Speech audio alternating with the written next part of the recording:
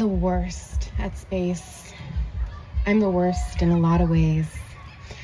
Now I'm the curse, stranded in first for days on days. I'm serving my time, solitarily confined. Even got my own homegrown kind of toilet wine. I'm serving my time away. For which wine-soaked crime that never pays? Hey, all I gotta say is, don't miss the secondhand statements on my status. How is she? Oh, you know how it's been, but at least we're way past her saddest. But what is she? Oh, you know, her check ain't the fattest, but at least we're way past her maddest. But how did she sound? I don't want to be a hound. Did she lose another pound? I should check the lost and found. But she's come so far, walking those bars. Even that day she was hit by a car. Yeah, that day was not so hot. And the response I got from the woman responsible for the shock that I just got? I'm so sorry you were in my blind spot. Oh shit, this bitch is really having a fit. I think, from the busted up wheelchair upon which I calmly sit. Well, gee, of course, could have been so much worse. Any chance you're willing to go outside insurance? Oh shit, Miss Ritz, how you do perfectly fit right down that rocky creek of shit. But how many fucks can one person give? How many selves must I learn to forgive? Why should I continue to fight and to believe? To show no matter you're sadder, madder, or badder, you can't even imagine how many lives in one you can live. But see, you don't want to know what you need to know about me. 'Cause I'm your baddest of bad, sunken dreams. I'm your most uncomfortable themes. I'm the end result of all your greedy schemes. I'm your coming apart at the seams. I'm the one to whom you downcast your eye. I'm the sad for whom you graciously offer a sigh. I'm the bad you swear you'll beat before you die. And I'm the joke, 'cause I'm the you can't even look in the eye. But how long is it that I am to serve for my sins? Should I learn how to sing for my supper serving of sin? Or should I just silently, finally bow to a king? Oh, Emily, you act like a golden ring is some kind of a sting, not a match made for heaven or a sacred blessing. As if a kiss from a king would really be the worst thing.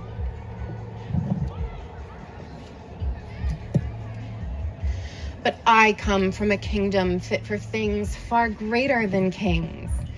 Like wondrous and wounded women bound into a ring, then bound into something no queen would deem fitting. Then looked up from their kings, whose kingdoms and kingships only ever seem to louden, and pointed due north, cooing, you always forget what lies beyond your kingdom's fountains. For while kings can have their kingdoms, these queens can climb fucking mountains. And for this eternal truth, I must solely pay homage to each and every diamond and pearled, capitalized and emboldened one of her. Every brave Granny Brook and unbreakable Nana Jennifer, for all the things we may never acknowledge or remember. We will never remember a single forgotten word or call to sender. But like our darling Ides of March, like the 17th of September, like the short-lived embers that flicker in each of our family's members, we will never forget the 8th of December.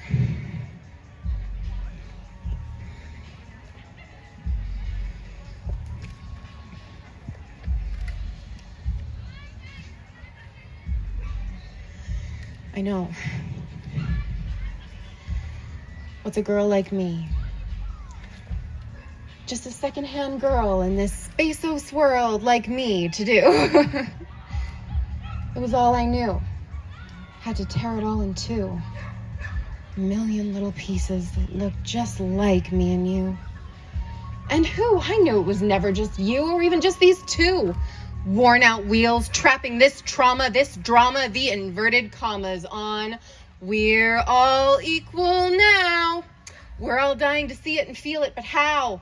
When the highest chord of the most supreme, as if in a dream, we're oh so keen to go ahead and shoot that loaded round down. Because if you're the big dog sleeping safe in a big comfy house, who the fuck gives a shit about a pen of pregnant sow? And that reminds me, remember when they put a reality show cow in charge of the Dow? And who the fuck writes this plot now? We're too tired and terrified, or too terrified and tired, to decide if we're too terrified or tired by your terrifying, tiring stories of struggle and strife, but we'll happily shop with a semi-automatic weapon that's just as deadly as a knife. But the heavens simply forbid we take an unborn life.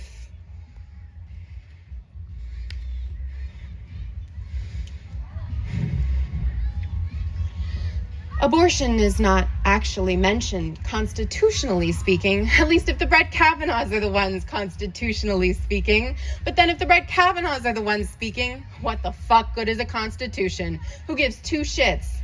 If these undeniably fundamental one more breath or death procedures aren't going to be any more infrequent, but just terrifyingly less safe for her. As long as you can cross the border, I don't see a problem with this death order signed to paper. Gee whiz, you make my womb sound like a disease of the fatal or a alien invader. So guess what? Sluts, here's your next punch in the guts. Whoops, did we just say something so nuts? That's wrong, of course. We meant a full force. Second and third straight coming for your cunts. Hope you lovely Freedom Land loving ladies weren't planning on having too much fun this month. Well, hey ladies, don't hate us. I mean, there is always abstinence. Well, yikes, you Vikings sure like it when a lady's vices sound like a crisis. A threat that's as serious as climate change or ISIS. Surely some archaic legislature must be safer. If I ask for protection, what will I be handed? A lightsaber? Good thing my only vices are a bunny rabbits and baby bells and Bill Hader. I guess this just is the only form of justice that fits in a land of justice with just enough justices, with just enough interest in just us and justice to openly prioritize and legalize their ignorance.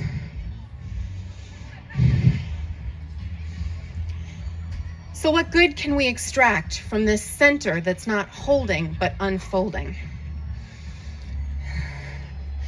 That whether she's a crip woman, reframing and regaining step by step by step without knowing, or a woman in living color or living in another other, 3 months pregnant and still not showing, one truth about women is universally, eternally, maddeningly emboldened. We keep going.